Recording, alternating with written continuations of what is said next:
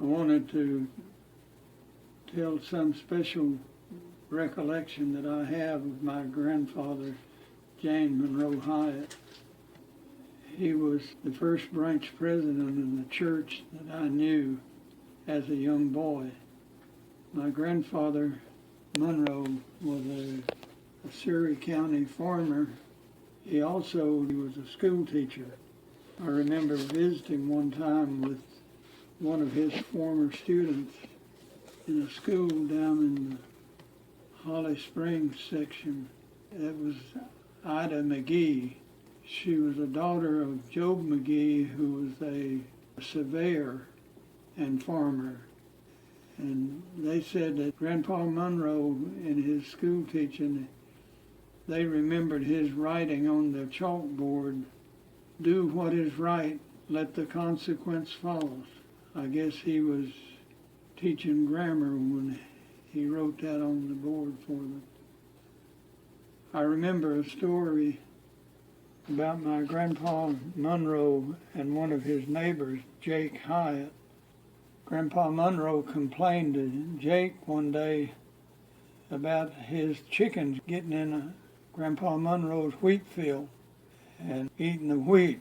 And Jake replied to Grandpa Monroe, "Well, it won't hurt them."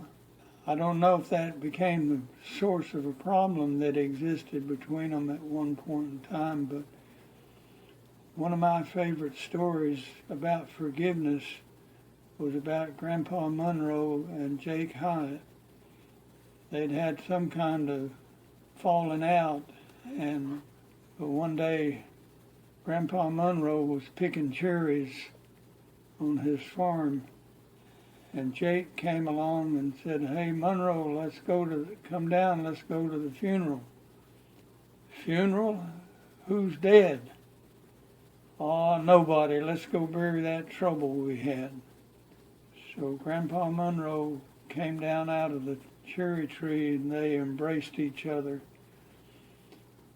My memory too about them, that they were very special friends and had an agreement between them that whichever one survived when the other died, he would preach his funeral. But it so happens that Jake died 2 hours after Grandpa Monroe had passed away, so they didn't either one preach either funeral. I also remember as a young boy attending Grandpa Monroe's funeral service. My brother Roger, who at the time I guess was about 17 or 18 years of age, he sang a solo at Grandpa Monroe's funeral, which is the only thing that I can remember about that funeral. He sang the hymn, "I Know My Heavenly Father Knows," and I've since learned some of the words of that hymn. "I know my Heavenly Father knows the storms that would my way oppose. He knows, and tempers every wind that blows." Just an interesting side note about Grandpa Monroe Hiatt. As a farmer, he raised a variety of crops. I do remember that he raised tobacco. He was a tobacco farmer. As a young boy, I worked some helping him in his tobacco crop. I guess what I was doing was what they call handing up the leaves of tobacco for preparing them for curing. He would take us to his home for dinner, and Grandma Louisa, his second wife, did the preparation of the dinner, and I can remember that she was a very good cook, doing home cooking. I especially remember her creamed corn. And Grandpa Monroe also raised different kinds of grain, corn and wheat especially. the wheat would be used to feed his family. They'd grind the wheat into flour.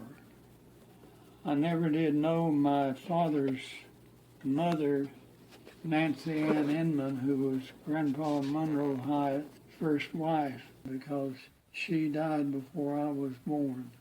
My memory of my first Thanksgiving that I can have any recollection of, I remember going by wagon from our home in Sheltontown down to one of Nancy Ann Inman's brother's home, Uncle Morris Inman, for Thanksgiving celebration. I don't remember much about him other than his name, but I do remember that special Thanksgiving.